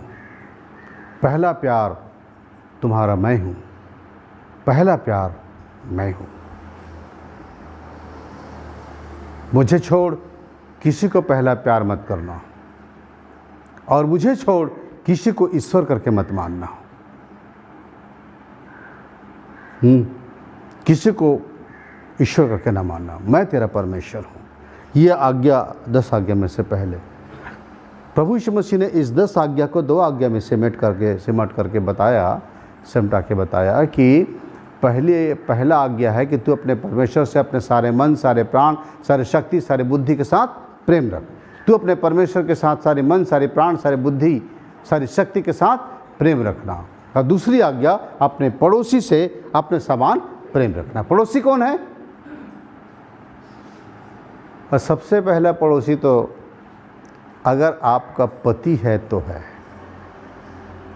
और अगर आपकी पत्नी है तो पहले पड़ोसी है। क्योंकि दूसरे नंबर पर, परमेश्वर के बाद दूसरे नंबर पर अगर किसी को प्यार करते हैं आप, तो ये अपने पति से करते हैं या पत्नी से करते हैं, ठीक है। और अगर आप उसको पहला स्थान दे देते हैं, हाँ, तब परमेश्वर तो नाराज़ होंगे ही, है ना? तो नाराज़ तो होंगे ही, पक्का है। यिर्मयाह से उसने क्या कहा था? यिर्मयाह या इसके उसने क्या कहा था? मैं तेरी प्रिय वस्तु को छीन लूँगा, उसकी पत्नी। क्योंकि पत्नी को जब पहला स्थान आदमी देने लगे तो यही होता है। हाँ जी, मैं तो तुम्हारे बिना जी नहीं सकती, मैं रह नहीं सकती, तुम्हें देखे बिना चैन नहीं आता, नींद नहीं आती, तुम हर समय मेरे सामने रहा करो। तो वो कहाँ जाएगा? वो कहाँ जाएगा? आजकल तो लड़के लड़कियां ऐसा वादा कर रहे हैं, पूछो, बड़े बड़े वादे हैं, भयानक भयानक वादे हैं। साल 6 महीना 2 साल 1.5 साल के लिए रहता है। उसके बाद मामला ख़त्म, सब जोश ठंडा। तेरे लिए मैं आकाश के तारे तोड़ के ला दूंगा। हाँ, एक अमरूद को तोड़ के नहीं ला सकता। अगर लड़की कह दे मुझे आज दातुन करने को कहा है डॉक्टर ने, दातुन तोड़ के ला दो जिद बबूल के पेड़ से, तो वो ऐसा लंगड़ा के बोलेगा क्या करूँ, आज मेरा पैर पकड़ ले है जानू, पैर पकड़ लिए है ना। हाँ, तो मैं आज बबूल के पेड़ में नहीं चढ़ पा रहा हूँ, बाद में लाऊंगा ना, तो वो खरीद के लाएगा। प्यार दिखाते हैं, प्यार, अरे प्यार ही करते हो, सच्चे दिल से प्यार करते हो तो आज अपनी पत्नी की ठोकाई क्यों करते हो और उनके साथ बेवफाई क्यों करते हो, उनके साथ गलत क्यों करते हो, उनको छोड़ते क्यों, उनको त्यागते क्यों, उनको सुधी क्यों नहीं लेते हैं। आज तो सबसे ज़्यादा पहला प्यार ना तो परमेश्वर से करते हो ना पत्नी से, बच्चों से कर रहे हैं। आज तो सबसे ज़्यादा प्यार शराब से कर रहे हैं, दारू से कर रहे हैं। लोग उसी में ज़्यादा भटक के रह गए हैं और उसी को पकड़े हुए हैं। तो कहते हैं बोतल का प्यार, यही दुनिया हमारा बोलता है। अरे भाई, पहला स्थान परमेश्वर को ना दे करके हमेशा किसी दूसरे को दिया जाता है, और इसीलिए परमेश्वर पहला स्थान नहीं पाने के कारण से उस मनुष्य को भी सबसे आखिरी स्थान में फेंकता है। प्रभु, तुम सबसे आखिरी में समय दे रहे हो ना, रात को 12 बजे सब कुछ हो जा रहा है, तब आप बाइबिल निकाल रहे हो, तब आप बाइबिल पढ़ रहे हो, तब आप प्रार्थना कर रहे हो, बाकी समय क्या करते हो। कई बार मैं अकेले समय बिताना चाहता हूँ, बहुत बार मैं बिस्तर पर अकेले रहता हूँ, सो भी जाता हूँ और कई बार सोचता रहता हूँ, विचार करता रहता हूँ, मंथन करता रहता हूँ वचन के लिए। मुझे बहुत सारे वचन जिस पर टॉपिक है, एक रात तो मुझे पूरी रात, मुझे कई रात ऐसा हो जाता है जिसमें परमेश्वर का आत्मा मुझे पूरी रात भर कोई टॉपिक समझाते हैं। मैं एक रात पूरी रीति से रात भर एक टॉपिक को समझता रहा, रात भर वो टॉपिक समझता रहा। मैं परमेश्वर का आत्मा मुझे उस टॉपिक पर रात भर समझाते रहे और रात भर में नहीं सोया, पूरी रात नहीं सोया। ऐसी कई बार होता है मेरे साथ में जब मैं नहीं सो पाता और वो टॉपिक मुझे समझाते हैं जो मैं आप लोगों के पास देता हूँ, बताता हूँ। मैं पिछले बहुत सारे वीडियो भी अभी दिया हूँ, मैं यूट्यूब में भी दिया हूँ, तो अभी और जो आने वाले हैं उनके विषय में परमेश्वर मुझे पहले से बताया। बहुत बार मुझे बहुत टॉपिक में समझाया करते थे और मैं ये नहीं जानता था कि मुझे टॉपिक कहाँ बोलना है, और परमेश्वर मुझे बहुत सारी जगहों पर ले जाते और बाद में मुझे वही टॉपिक वहाँ पर बोलना पड़ता, तब मुझे समझ आती कि टॉपिक परमेश्वर मुझे पहले से क्यों समझाए थे, ये वो यहाँ के लिए था। अब मुझे जब वो प्रकट कर रहे हैं वहाँ के लिए वो वचन को, तब मुझे याद आती कि अरे ये तो मुझे 2 महीने पहले परमेश्वर ने बताया, मैं यहाँ बोल रहा हूँ। अकेलेपन, बहुत बार हमें अकेलेपन की ज़रूरत होती है, और जब अकेले होते हैं तो पिता हमसे बातें करते हैं और हम उससे बातें करते हैं, चिंतन करते हैं परमेश्वर के वचन की तरफ कि प्रभु ये क्या वचन है, इसे मैं समझना चाहता हूँ, इसे गहराई तक मुझे लेके चल, और गहराई तक। तो फिर वो गहराई तक लेके चलते हैं तो प्याज के छिलके के समान दर वो निकलते जाता है, एक एक छिलका निकलते जाते हैं, अंदर तक जाते जाता है। वो ऐसा समझाते हैं, वो हम ऐसा समझा नहीं पाते हैं। हम बहुत कोशिश करते हैं कि जैसा पवित्र आत्मा समझाता है हमें वैसा हम समझा सकें, लेकिन नहीं समझा पाते हैं। उनका समझाना ही बड़ा अद्भुत होता है। फिर प्रियो, जो कुछ हम बता पाते हैं वो यही है कि मनुष्य की धार्मिकता परमेश्वर से कभी उससे मिला नहीं पाती, और जब वो नीचे उतर आता है तो नीचे उतरने का मतलब आप समझें। नीचे उतरा कैसे? जक्कई नीचे उतरा जब प्रभु यीशु मसीह जक्कई के घर गए, तो यहाँ पर 8 पद में लिखा है, जक्कई ने खड़े होकर प्रभु से कहा, हे प्रभु देख, मैं अपनी आधी संपत्ति कंगालों को देता हूँ, और यदि किसी को कुछ भी अन्याय करके ले लिया है तो उसे 4 गुना फेर देता हूँ। आधी संपत्ति मैं कंगालों को देता हूँ। ये है हृदय परिवर्तन, ये है नया जन्म, आत्मा का नया जन्म होना। सच्चा पश्चाताप क्या होता है, जक्कई से हम सीखते हैं। जक्कई इतना सच्चा पश्चातापी था, सच्चा पश्चाताप किया, उसे याद आया कि उसने बहुतों को लूटा है, हाँ, और वो धनवान बना है, और ये धन संपत्ति उसके किसी काम का नहीं, क्योंकि सारे धन संपत्ति यहाँ धरती पर आदमी छोड़ के जाता है, उसके बावजूद भी कई पीढ़ियों तक धन कमाते हैं। आज ये बात परमेश्वर के बहुत सारे दास भी इस बात को समझ करके समझना नहीं चाहते और केवल धन बटोरने में लगे हुए हैं। शुरू में तो अच्छा जीवन में आए थे, अच्छा चल रहे थे, बाद में क्या हो गया, जो धन के पीछे चलने लग गए। अब परमेश्वर के ये बात को भूल जाते हैं कि मुझे छोड़ और किसी को और किसी को, तो और किसी में आपका संसार है, और किसी में आपका धन है, आपका पद है, आपका नाम है, आपका पैसा है, आपकी शोहरत है, आपके बहुत सारी चीज़ें हैं। हाँ, और उसके बाद अपने बाल बच्चे को बहुत ज़्यादा प्यार कर रहे हैं, अपनी पत्नी को बहुत ज़्यादा प्यार कर रहे हैं, आप पति को बहुत ज़्यादा प्यार कर रहे हैं, अपने कुटुंबियों को बहुत ज़्यादा प्यार कर रहे हैं, और परमेश्वर कहाँ गए? कहाँ गए? आखिरी में, सबसे आखिरी में। इसीलिए आपको भी वो सबसे आखिरी में फेंक के रखते हैं। जाओ तुम भी सबसे आखिरी में, रहेगा वक्त मेरे पास तो कभी सुन लूँगा तुम्हारा। 10 साल 15 साल कभी नहीं कह सकता कब सुनूंगा।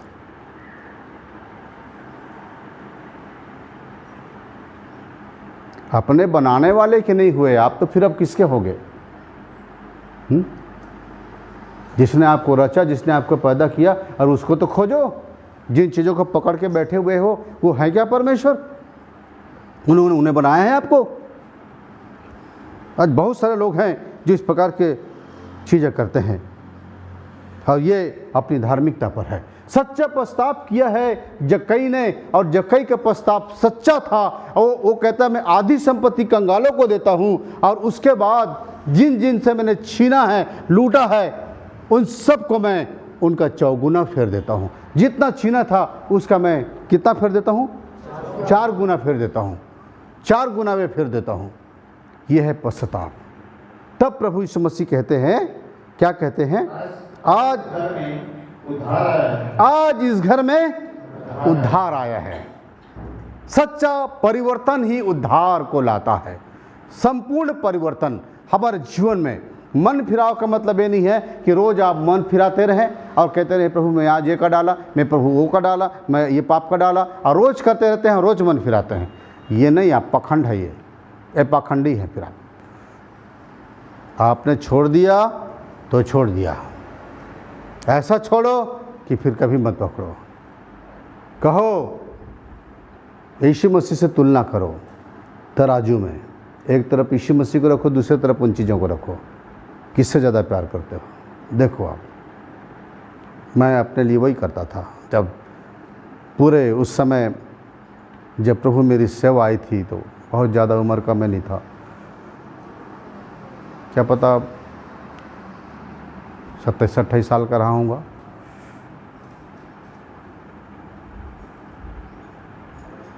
और उस समय प्रभु में आया तब तो और कुछ पहले था मेरा जीवन। पहले तो नामधारी ईसाईयत था मेरा, और लोगों ने कब मुझे पानी का बपतिस्मा दिया था, वो क्या बोलते हैं, डिनोमिनेशन में, CNI में था, सदस्य था मेरे माता पिता सब। और बाद में जवान हुआ तो शादी से पहले दृढ़ीकरण दे दिए, और दृढ़ीकरण दे के बोले अब हो गए दृढ़। किस में दृढ़ हो गए? पाप में कि प्रभु में? और उसके बाद फिर मेरे जीवन जो उजाड़ था, भयानक उजाड़ा हूँ, बहुत ज़्यादा। जब तक मैं मसीह को नहीं पाया, तब मेरा जब नया जन्म हुआ फिर बपतिस्मा लिया। तो मेरे काकू को, मेरे और भाई लोगों को निकाल दिए गए थे चर्च से। मैं बोला जब सबको निकाल दिया तो मैं भी निकल गया।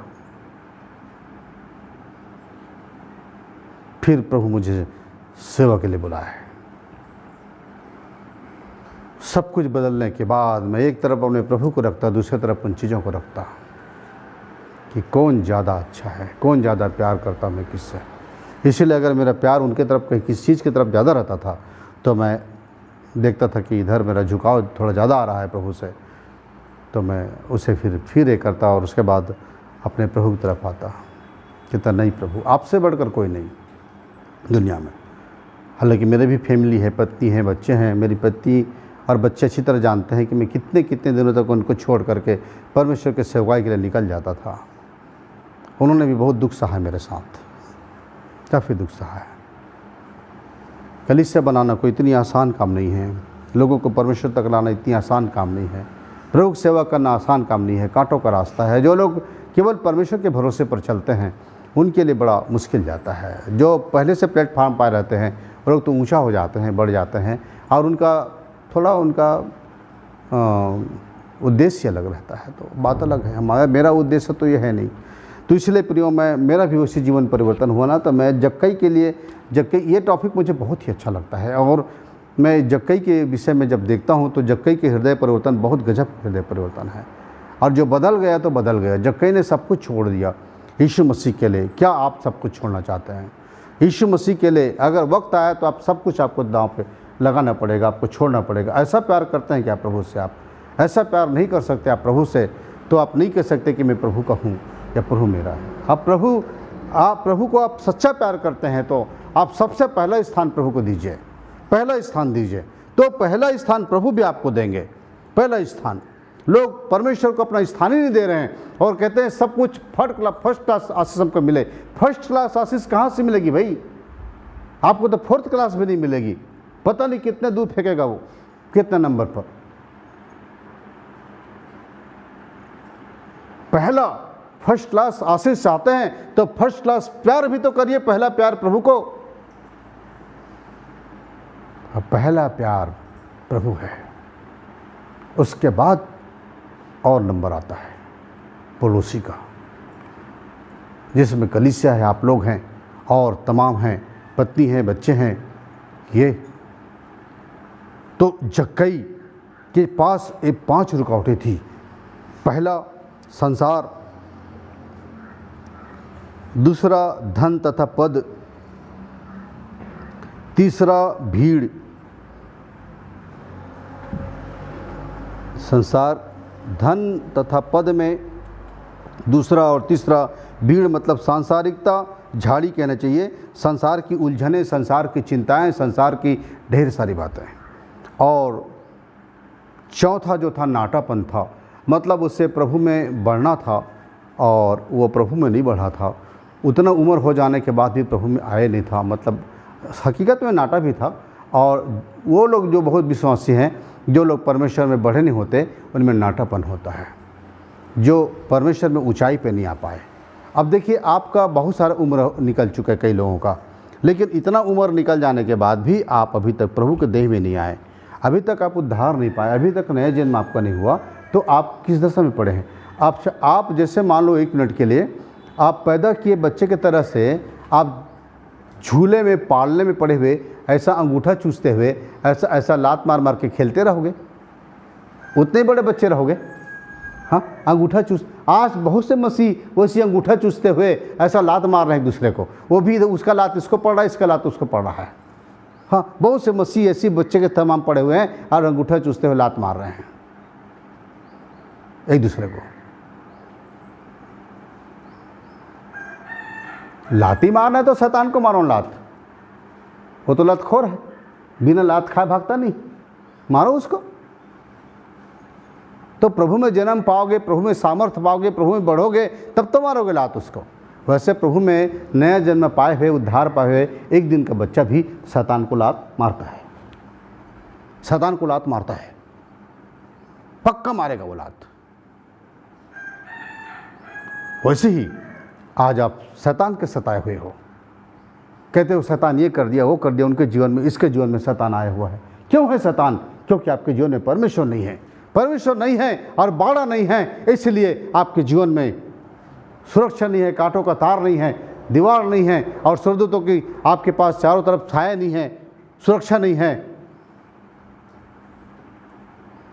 यहोवा के डरवैयों को चारों ओर उनका दूत उन्हें छावनी किए हुए बचाता है, तो आपको क्यों नहीं बचा रहा है? अगर आपके जीवन में चीज़ें नहीं हैं, इसलिए वो आपके साथ ऐसा कर रहा है।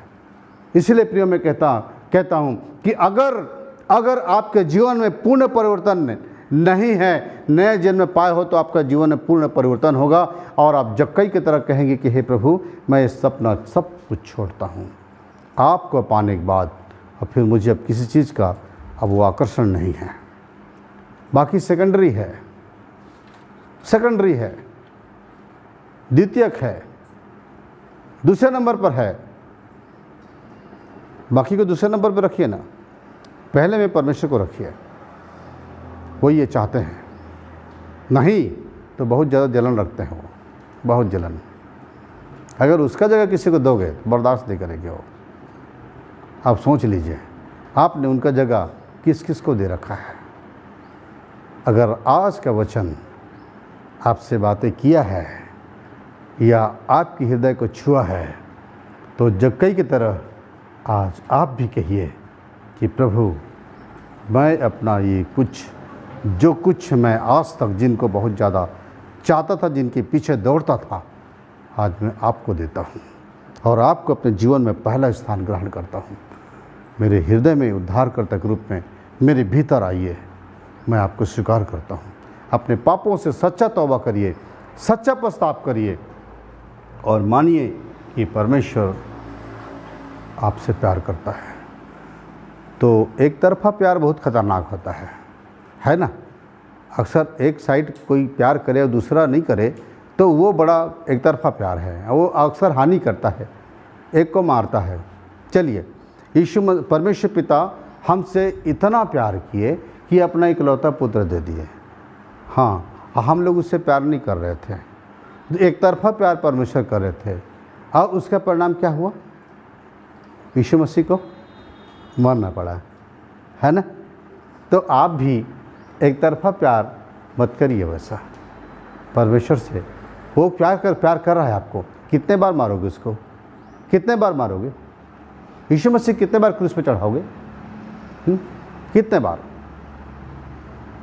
वो तो एक तरफा प्यार कर रहे हैं, मतलब हमको अब इतना ज़्यादा जान से प्यार कर रहे हैं कि अपनी हथेली में हमारे चित्र को एल्बम की रीति से खोद कर बनाए हैं। इतना प्यार कर रहे हैं हमसे, और हम हैं कि वाह। जब खुदा के लिए कुछ करना होता है, उनके लिए कुछ देना होता है, तब तो पीछे हो जाते हैं, और लेना होता है तो हर समय मांगने के लिए सामने होते हैं। वाह। लोग गाते तो हैं, तन मन और धन उसे दो, अपने यीशु को सब कुछ दो, क्योंकि उसी के द्वारा उद्धार पाना है, जीती आत्मा का दान उसे दो, तन मन धन उसे दो। और देना होता है तो जेब को ऐसा खोजते रहते हैं और खोजते रहते हैं, और नोट, बड़ा बड़ा नोट को देख के बोले, अरे ये क्यों सामने आ रहा है भाई, सिक्का कहाँ है ना।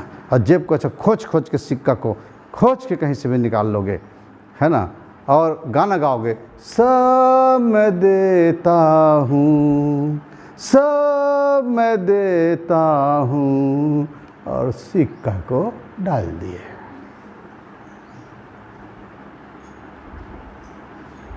हालेलुया। प्रभु को क्या देते हो? तन मन धन। जक्कई क्या दिया? तन मन धन सब दिया। क्यों? क्या बचा के जाओगे, क्या लेके जाओगे? मालिक की सेवा में उसके राज धर्म के बढ़ती के लिए लगाओ, और वहाँ पर आपको मिलेगा। प्रभु आप सबों को आशीष दे।